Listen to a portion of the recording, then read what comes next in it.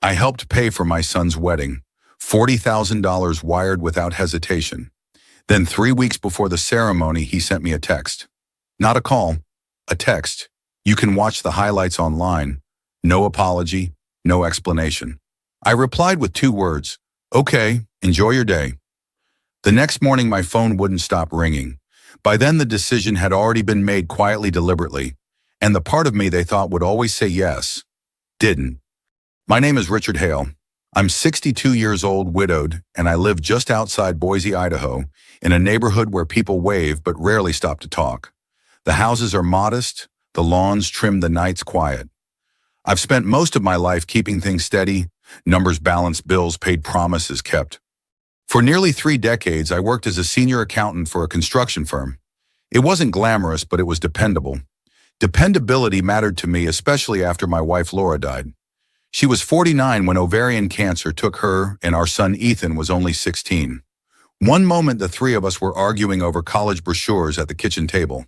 The next I was learning how to be 2 people at once. I didn't talk much about grief. I learned early that Ethan needed stability more than he needed my sadness. So I focused on routines. Morning coffee, homework at the table, weekend grocery trips. I showed up every day. That became my language of love. Years later, when Ethan told me he was getting married, I felt a cautious kind of joy. Happy for him, yes, but careful. Life had taught me that good news could turn fragile if you handled it too roughly. His fiancée, Madeline Maddie, came from a very different world than ours. Her family lived in California wine country. Dinner parties, caterers, conversations that drifted easily toward vacations and property values. They were polite to me, always kind on the surface, but I sensed the distance. Like I was a guest in a room I wasn't meant to stay in. The wedding was planned for late spring in Napa Valley. An outdoor ceremony, white flowers, everything curated to look effortless, which usually meant it wasn't. I offered to help pay before anyone asked. $40,000 up front, another 60 scheduled later. Not because I wanted credit, not because I expected anything in return. I did it because I was his father, because this was a moment I thought I belonged to. For a while, everything felt normal. Phone calls about logistics, questions about seating. Ethan sounded stressed but excited, like someone standing on the edge of a life he hadn't quite stepped into yet. Then one Tuesday evening, my phone buzzed while I was reheating leftovers. Chicken and rice. Simple. Familiar. Ethan's name lit up the screen. I smiled before opening the message. I always did. The smile faded halfway through the first sentence. Dad, after talking things through Maddie, and I think it makes the most sense if you don't attend the ceremony in person. I reread it. He continued explaining that Maddie's mother wanted to keep the guest list very tight, that it was about intimacy, that I'd still be able to be part of it. You can watch the highlights online. I sat down at the kitchen table, the same one Laura and I had bought years ago from a neighbor. The wood was worn smooth in places. I traced a small scratch near the edge with my finger, reading the message again. There was no, I'm sorry, no, this was hard for us. No, we love you. Just logistics, just decisions already made. I didn't feel angry, not right away. What I felt was thinner than anger, like something had slipped loose inside me without making a sound. I typed a response, deleted it, typed again, deleted that too. Finally, I sent it. Okay, enjoy your day. 2 sentences, neutral, controlled. I set the phone face down and finished my dinner. That night I didn't sleep much. Not because I was replaying arguments, I wasn't. I was listening to the quiet, realizing how loud it suddenly felt. At some point before dawn, I got out of bed and drove to the cemetery. Laura's grave sits beneath a maple tree near the back. I brushed a few leaves off the stone and stood there, hands in my coat pockets, breathing in the cool morning air. I tried, I said softly, not to her, to myself. On the drive home, one thought kept circling, steady and unwelcome. I was good enough to help pay, but not good enough to attend. The next morning, the calls began. One from Ethan, then another, a voicemail, then 2 more. Dad, please call me. This isn't what you think. Can we talk? I went to work anyway. Numbers behaved the way people didn't. They followed rules. They balanced when you paid attention.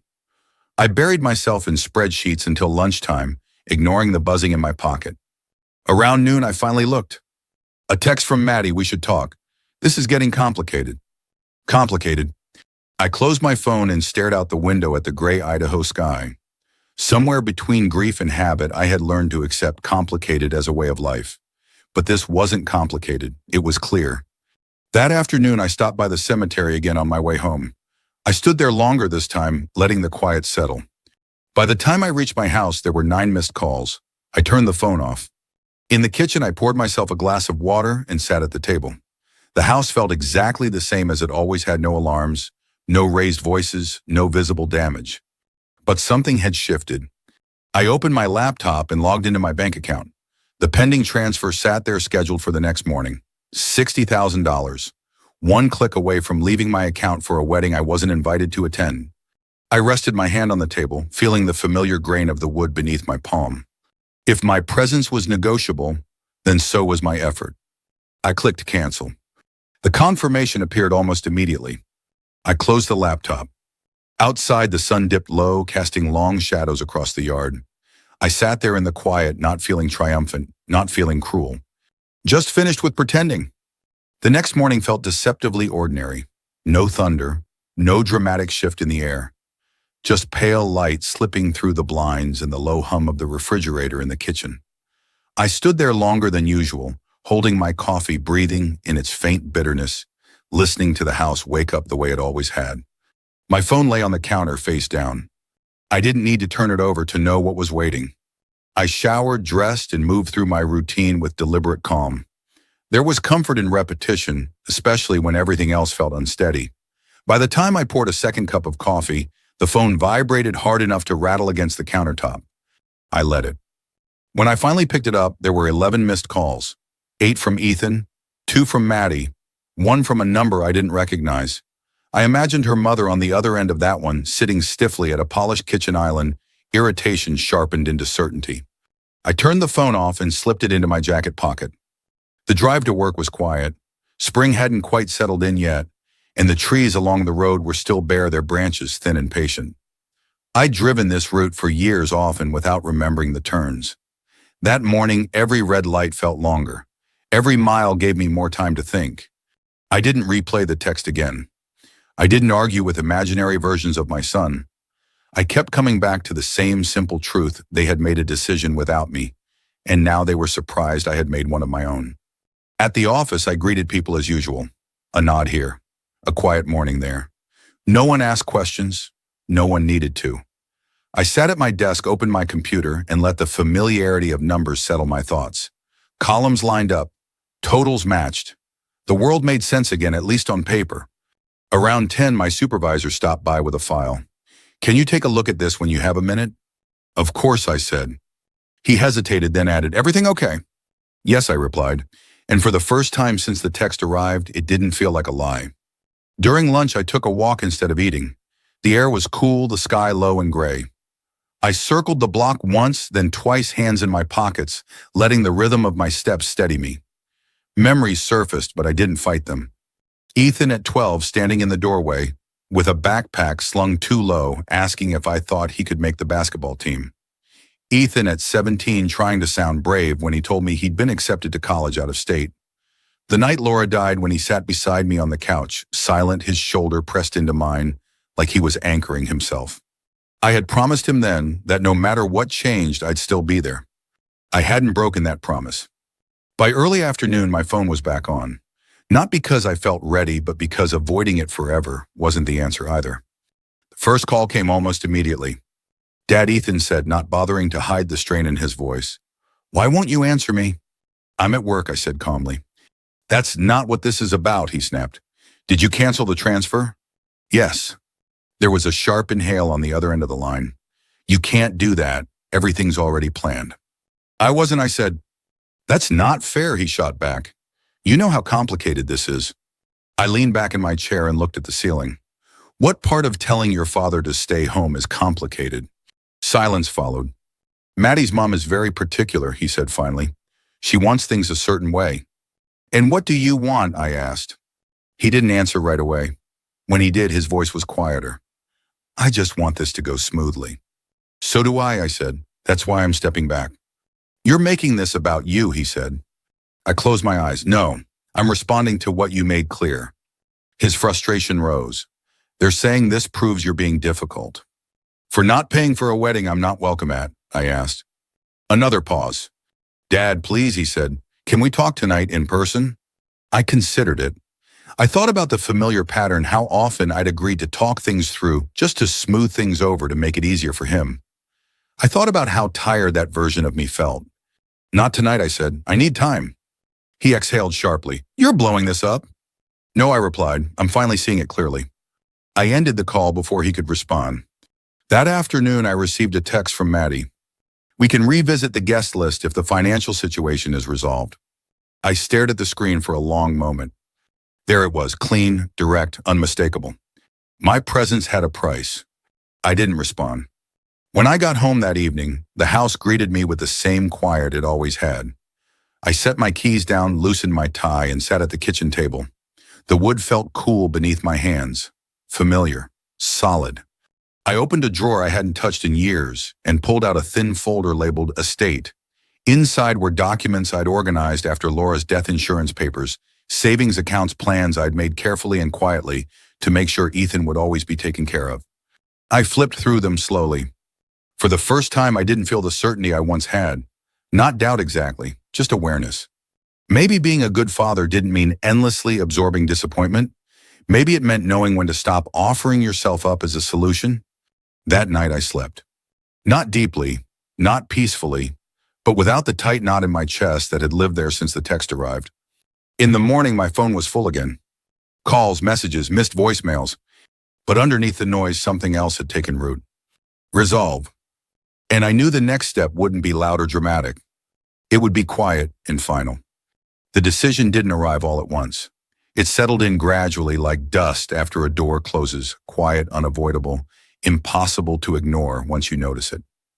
By the third day, the calls had slowed, replaced by longer messages, explanations, justifications, carefully worded attempts to pull me back into the role I had always played. I let them sit unanswered. On Thursday morning, I left work early, not out of panic, not because anyone had demanded it, but because I knew what needed to be done, and I wanted to do it before doubt had a chance to soften my resolve. Guilt had always been my weakest spot. It had a way of disguising itself as responsibility, whispering that love meant endurance no matter the cost. I wasn't listening anymore. The bank sat on the corner of Main and 4th, the same low brick building I'd been walking into for years. I parked in my usual spot and sat in the car for a moment, hands resting on the steering wheel. The sky was overcast, the air cool enough to justify a jacket. Everything felt ordinary. That somehow made the moment heavier. Inside, the lobby smelled faintly of coffee and carpet cleaner. A teller nodded politely as I passed. I didn't stop. I walked straight to the glass office at the back. Thomas Keller, the branch manager, looked up and smiled. Richard, he said, standing. Good to see you. Hi, Thomas. What can I help you with? I need to review a transaction, I said. He gestured for me to sit and turned his monitor slightly so I could see. His fingers moved quickly, practiced. We'd been through enough together that he didn't need me to explain much. The wire transfer to Napa Valley, he asked. Yes. He scanned the details, then looked at me not sharply, not suspiciously, just attentive. It's scheduled to process tomorrow morning. I'd like to cancel it. He didn't ask why right away. He studied my face for a moment, as if checking for hesitation. That's a significant amount, he said evenly. I know. He nodded once. No follow-up questions, no lecture. He printed the form and slid it across the desk. Once this is canceled, he said it would require a new request to reinstate. I understand. I signed my name. The pen felt heavier than usual, not because of the money, but because of what the act represented. For years, my signature had meant yes. Yes, I'll help. Yes, I'll cover it. Yes, I'll make it work. This time it meant something else. Thomas took the paper and entered the cancellation. A few keystrokes, a soft click. That's done, he said. You were just in time. I exhaled without realizing I'd been holding my breath. When I stepped outside, the light felt sharper than I remembered, the air cooler. I stood there for a second longer than necessary, adjusting to the quiet. By the time I got back to my car, my phone was buzzing again. I didn't answer. At home that evening, the house felt different, not empty, not lonely, just still. I poured myself a glass of water and sat at the kitchen table, watching the light fade from the window. I thought about the countless times I'd sat here waiting for Ethan to come home as a teenager, listening for the sound of his car, ready to pretend I hadn't been worried. At 8:30, there was a knock at the door. I knew before opening it. Ethan stood on the porch shoulders, tight phone clenched in one hand. He looked older than he had a week ago, tired in a way that wasn't just about sleep. "Dad," he said, "come in." He paced the living room while I stayed near the doorway. The house seemed smaller with him in it, charged with words neither of us wanted to say first. "They're freaking out," he said finally. "The venue, the caterer, everything was counting on that transfer." "I know." He turned toward me, frustration breaking through. "Then why would you do this?" I met his eyes. "Why didn't you tell me sooner?" He blinked. "What? Why didn't you tell me you were thinking about excluding me?" I asked. "Before I sent the first 40,000? He ran a hand through his hair. "I didn't think it would come to this." "That's the problem," I said quietly. "You didn't think." "They're saying this proves you're unreasonable," he muttered. I almost laughed. "For not paying for a wedding I'm not invited to?" He looked away. "I've spent my life making things easier for you," I continued. "Not because you owed me, but because I wanted to. That only works when it's voluntary." "So what now?" he asked, voice tight. "Now I said you plan the wedding you can afford." He shook his head. "You're really doing this?" "Yes." "This changes things." "It already has." He stood there a moment longer, then turned and left. The door closed behind him with a quiet click that echoed louder than any argument. I stood alone in the living room, heart pounding, not with regret, but with something steadier. Relief. For the first time in a long while, I wasn't carrying something that didn't belong to me. The house stayed quiet after Ethan left. Not the hollow kind of quiet that makes you restless, but a settled one, as if the walls themselves were adjusting to a new truth. I didn't turn on the television. I didn't check my phone. I sat at the kitchen table for a long time, my hands resting on the wood, feeling the faint grooves worn in by years of use. That night I slept in short stretches, not because my mind was racing, but because it felt alert, like something important had shifted and my body hadn't quite caught up yet. Every few hours my phone lit up on the nightstand before going dark again. Calls, voicemails, messages stacking up. By morning I stopped counting. I made breakfast and ate it slowly. Eggs, toast, coffee that tasted slightly burnt because I'd let it sit too long. I noticed small things I usually ignored: the way the light hit the counter, the faint creak in the floor near the sink, the hum of the refrigerator, ordinary details grounding in their sameness. At 8:12 a.m., my phone rang again. I looked at the screen. Elaine Turner, Maddie's mother. I answered. "Richard," she said, her voice crisp and controlled. "We need to talk." "I'm listening," I replied. "You've put us in an extremely difficult position," she continued without preamble. "The venue is threatening to cancel. The caterer is asking questions. This was not what we agreed on." "I didn't agree to being excluded," I said. She paused as if recalibrating. "That decision wasn't meant to be personal." "It was," I replied evenly. She sighed, the sound sharp. "You're being emotional about this." I leaned back in my chair. "No, Elaine, I'm being clear." Another pause. "Look," she said, her tone shifting into something smoother. "Let's be practical. If the funds are restored today, we can revisit the guest list." There it was, the offer stripped of all decoration. "Are you saying I can attend my own son's wedding if I pay for it?" I asked. "I'm saying we can be flexible," she replied. "I'm not," I said. Her voice tightened. "You're choosing pride over family." "No," I said quietly. "I'm choosing dignity." The line went silent, then disconnected.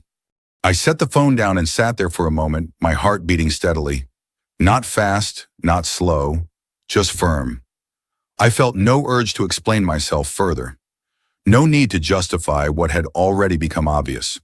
Later that morning, a text from Ethan appeared. "Dad, please, they're threatening to cancel everything." I didn't respond. An hour later, "Can we meet just us?" I stared at the message for a long moment before replying. "Come by this afternoon." He arrived just after 3. His car pulled into the driveway slowly, as if he wasn't sure he was welcome. I opened the door before he could knock. We sat across from each other at the kitchen table, the same one Laura and I had eaten dinner at for years. He looked around like he was seeing it for the first time. "I didn't realize how much of this was still the same," he said quietly. "It didn't need to change," I replied. He rubbed his hands together. "They're saying the wedding might not happen." "I know." He looked up at me, eyes strained. If this all falls apart, it'll be because of this. I met his gaze. It'll be because of choices that were made long before I canceled a transfer. He leaned back, exhaling. They say this proves you were never really supportive. I felt the sting, but I didn't let it move me. Support doesn't mean disappearing, I said. He was quiet after that. When he left, it was calmer than the night before. Not resolved, but honest. That evening, as the sun dipped low, there was another knock at the door. This time it wasn't Ethan. A young woman stood on the porch, her posture hesitant but determined. I recognized her after a moment. Claire, Maddie's younger sister. I hope this is okay, she said quickly. I didn't know where else to go. It's fine, I replied, stepping aside. She sat at the table, hands clasped. I'm not here to ask you to change your mind. I appreciate that, I said. She took a breath. Maddie laughed when she told me you could watch online, like it was a clever solution. My jaw tightened, but I said nothing. I didn't think it was funny, Claire added. I still don't. I looked at her more closely. She didn't have her sister's polish, but there was something steadier in her expression. Something honest. I grew up watching my parents treat people like leverage, she continued. If someone couldn't give them something, they stopped being useful. I think Maddie learned that without realizing it. And you didn't, I said. She shook her head, no. We sat in silence for a moment. I just wanted you to know, she said softly. Not everyone sees you the way they do. Thank you, I replied. After she left, I stood alone in the quiet house, letting the day settle. The calls slowed that night, then stopped. I didn't feel victorious. I felt aligned. For the first time in weeks, there was nothing pulling at me from all sides. No negotiations, no ultimatums. Just the steady sense that I had finally stepped into my own place again. And whatever happened next, I knew one thing for certain. I wasn't going to trade myself away for a seat at a table that never meant to keep me there. The wedding unraveled quietly after that. Not all at once, not in some dramatic collapse that people could point to and assign blame. It happened the way many things do when they're built on assumptions instead of honesty, slowly then, all at once. I didn't hear the details right away. I wasn't looking for them. The absence of noise was intentional. For the first time in a long while, I let myself exist outside the orbit of someone else's crisis. I took 2 days off work. I didn't announce it. I just sent a brief message and shut my laptop. The mornings felt strange without deadlines pressing against them. I woke with the sun instead of an alarm and made coffee I didn't rush through. The smell filled the kitchen, slightly bitter familiar, and I stood there longer than necessary, letting it anchor me. On the second morning, I went through the garage. I hadn't planned to. I was looking for a screwdriver and ended up opening boxes I'd sealed years ago. Old paint cans, camping gear, a dusty box labeled photos. I sat down on the concrete floor and flipped through them slowly. Laura smiled up at me from glossy paper frozen in moments I hadn't visited in a long time. A birthday cake she baked from scratch. A crooked Christmas tree we'd argued about before laughing it off. Ethan, at 10 missing teeth, standing between us with his arms thrown around our shoulders like he believed nothing could ever pull us apart. I closed the box and set it back on the shelf. I wasn't sad. That surprised me. Later that afternoon, my phone buzzed. Ethan's name. I answered. They canceled the venue, he said. There was no anger in his voice this time, just exhaustion. I'm sorry, I replied. I know, he said quietly. I just wanted you to hear it from me. We were silent for a moment. They said it was too late to rebook, he added. Everything else either doubled in price or was already taken. I imagine that's stressful, I said. He exhaled slowly. Maddie's parents are furious. They keep saying this proves something about you. And what do you think, I asked? He hesitated. I think I let other people speak for me too long. I leaned back in my chair, the wood warm beneath my hand. That happens. I didn't realize how much I was giving up until it was already gone. He said, not just the wedding, you. The words landed gently, but they landed. I never went anywhere, I said. I just stopped being available on demand. He was quiet again. We're doing something small now, he said eventually. In her aunt's backyard, just family. I waited. From her side, he added. I closed my eyes briefly, not in pain, in recognition. I understand, I said.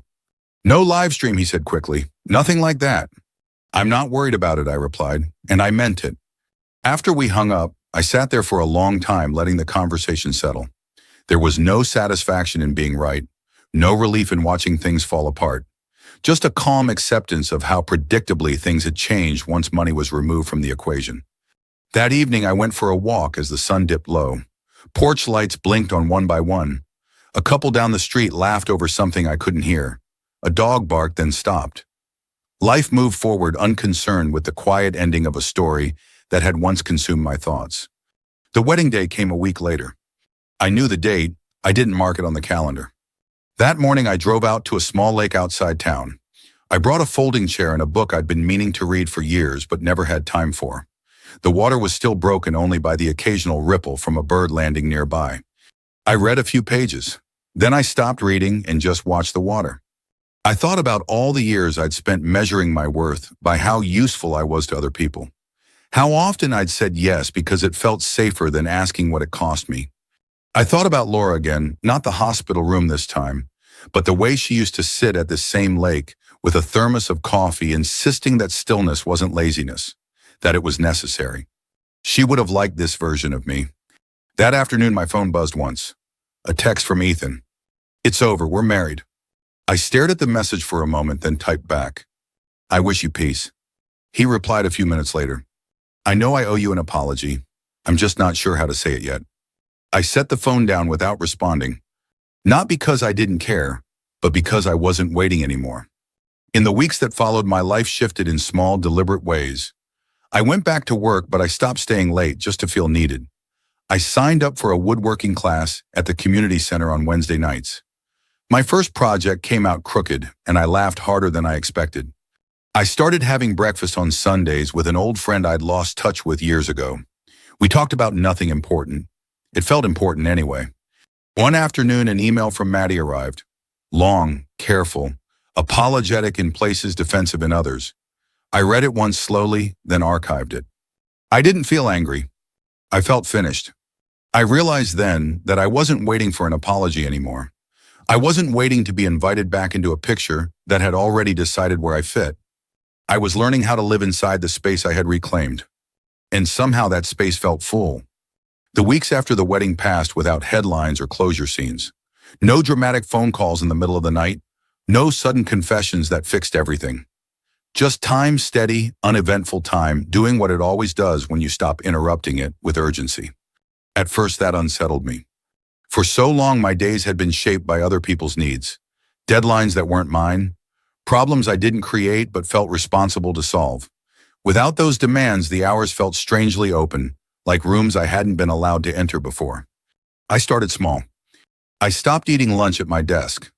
Instead, I walked to a cafe 2 blocks from the office, ordered soup, and sat by the window. I watched people pass by, couples arguing quietly, a woman walking a dog that clearly belonged to someone else, a man my age laughing into his phone. Ordinary moments I had been rushing past for years.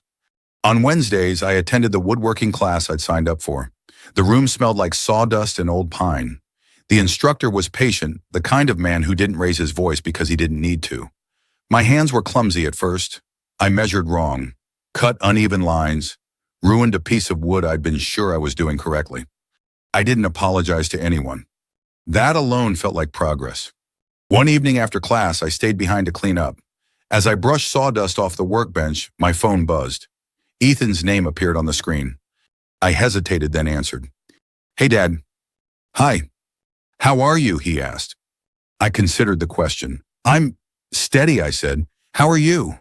There was a pause, still figuring things out. "That makes sense," I replied. He cleared his throat. "Maddie moved back to California for a bit, just until things calmed down." "I see. She says she needs space," he added. "And do you?" I asked. He didn't answer right away. "I think I need perspective." "That's not a bad thing," I said. We talked for a few more minutes about work, about nothing in particular. When the call ended, I didn't feel drained. I didn't feel responsible for his next steps. I felt appropriately placed. At home, I started rearranging things. Not in a dramatic way, just small shifts. I moved the chair by the window to catch the afternoon light. I boxed up paperwork I no longer needed at arm's reach. I took Laura's scarves out of the closet and folded them carefully into a cedar chest, not because I was erasing her, but because I didn't need reminders to feel connected anymore. One Saturday morning, I drove back to the cemetery. I brought nothing with me, no flowers, no prepared words. I stood beneath the maple tree and let the breeze move through the branches overhead. I think I'm okay now, I said quietly. I didn't expect an answer. As I walked back to the car, I realized something that surprised me. I wasn't replaying the wedding. I wasn't rewriting conversations in my head. I wasn't imagining different outcomes. That chapter had closed not with anger, but with acceptance. A few days later, an envelope arrived in the mail, handwritten address, Ethan's handwriting. Inside was a short note. Dad, I'm sorry I didn't protect you when I should have. I'm starting to understand what that cost. I hope in time we can talk more. Love, Ethan. I read it once, then again. I didn't rush to respond. Not because I was punishing him, but because I no longer felt the need to meet every emotional moment with immediate reassurance. I wanted my words to come from the right place, not from habit. That evening I wrote back, Ethan, I love you. I always have. We can talk when we're both ready. Take care of yourself, Dad. I sealed the envelope and felt no urge to add more. Life continued to open in quiet ways. I began meeting an old colleague for breakfast on Sundays. We talked about retirement plans, about aches that showed up without warning, about the strange freedom that comes when you stop trying to prove something. I found myself laughing more easily, not loudly but honestly. One night as I washed dishes, I caught my reflection in the darkened window. I looked older. There was no denying that. But I also looked present, like someone no longer bracing for the next request.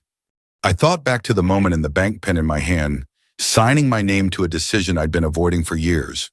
If my presence is negotiable, then so was my effort. The difference now was that the sentence didn't feel defensive. It felt settled. I wasn't withholding love. I wasn't closing doors. I was choosing where to stand. And for the first time in a long while, that felt like enough. The truth is, life didn't suddenly become perfect after that. There was no grand moment where everything aligned and stayed that way. What happened instead was quieter and more lasting. I stopped waiting. I stopped waiting for the phone to ring with the right words. I stopped waiting for someone to admit they'd crossed a line. I stopped waiting to be invited back into a version of family that had already decided where I fit. That shift didn't happen overnight. It came in small realizations layered one on top of another until they formed something solid enough to stand on. One evening, a few months after the wedding, Ethan came by unannounced. I was in the garage, sanding the edge of a small wooden table I'd been working on for weeks. The radio played softly in the background, some old song I half remembered. I didn't hear him pull up. I only noticed when he cleared his throat behind me. Hey, Dad. I turned surprised, then nodded. Hey. He looked around the garage, taking in the tools, the half-finished projects. Didn't know you were into this. I didn't either, I said. Turns out I am. We stood there for a moment, the smell of sawdust hanging between us. He looked older than I remembered, not just because time had passed, but because something in him had shifted too. I wanted to talk, he said. I set the sander down and wiped my hands on a rag. All right. He hesitated. I don't expect forgiveness, he added quickly. I just didn't want to keep pretending nothing happened. That mattered. We sat on overturned buckets near the workbench. No kitchen table this time. No old habits pressing in on us. Just two adults choosing the moment instead of inheriting it. I let other people decide things for me, he said. And when it cost me you even temporarily, I didn't know how to sit with that. I nodded. That's a hard lesson. I thought keeping everyone happy was the same as doing the right thing, he continued. Turns out it isn't. No, I said, it rarely is. He swallowed. I'm sorry I treated you like an option. The words landed softly, but they landed. I didn't rush to respond. I didn't need to.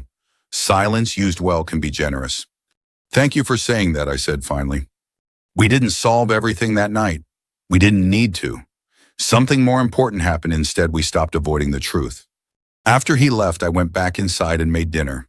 Nothing special. Soup, bread. I ate slowly, listening to the quiet of the house, the kind that no longer felt empty. It felt earned. As the months passed, my life continued to widen in small ways.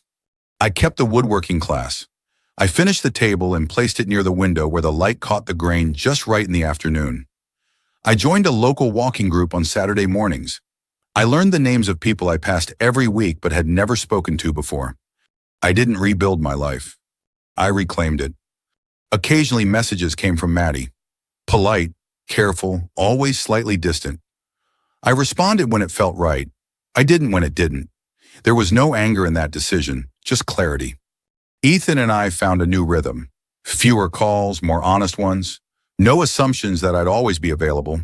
No expectation that love meant sacrifice without limits. That was the balance I'd never been taught, but one I finally understood. One quiet afternoon, I drove back out to the lake. The same folding chair. The same book. I sat there watching the water move, thinking about how much of my life I'd spent confusing being needed with being valued. They aren't the same. I thought again of Laura, not in grief this time, but in gratitude. For the life we'd built, for the strength she'd left behind, for the reminder all these years later that love isn't measured by how much you give up, but by how fully you're allowed to exist. I wasn't waiting anymore. Not for apologies, not for invitations, not for permission. I was living in the space I had reclaimed, and that space was full of peace. If my presence is negotiable, then so is my effort. That sentence had once felt like a line in the sand. Now it felt like a foundation. If this story resonated with you, if you've ever felt invisible, taken for granted, or treated as optional in your own family, I want to hear from you. Have you ever been asked to give more while being seen less? Share your story in the comments below. You're not alone. We tell stories like this every day, stories about boundaries, dignity, and finding your way back to yourself.